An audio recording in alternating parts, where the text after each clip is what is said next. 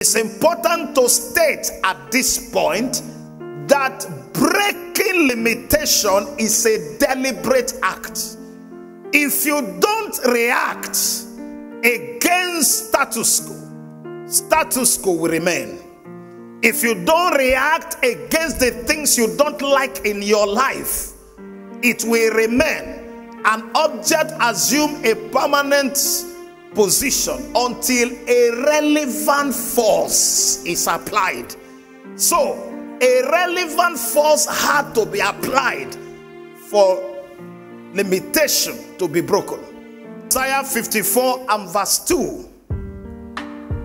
Enlarge the place of your tent, meaning expand where you are. For those of you who are in business, don't be too excited with your temporal achievement. Expand that shop. Look into that premises. There is an expansion that can happen. Enlarge the place of your tent. Let them stretch forth the curtains of the inhabitants. Spare not, meaning don't compromise. Lengthen thy cords and strengthen thy stake. Enlarge thy tent. Don't spare. Whatever you think you have achieved today, there is room for more.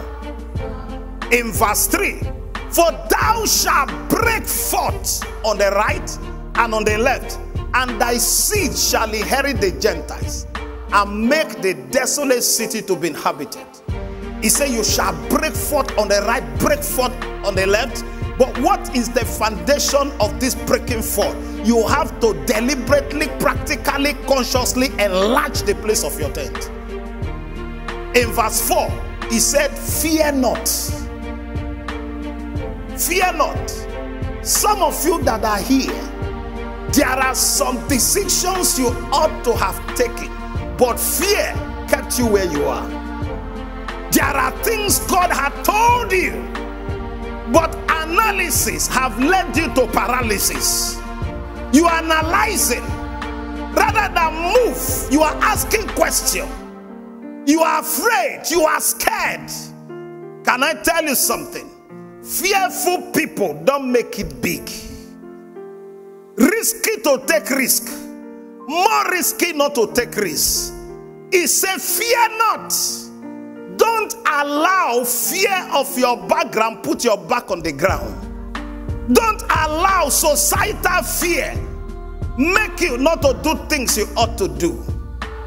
Learn to take risk.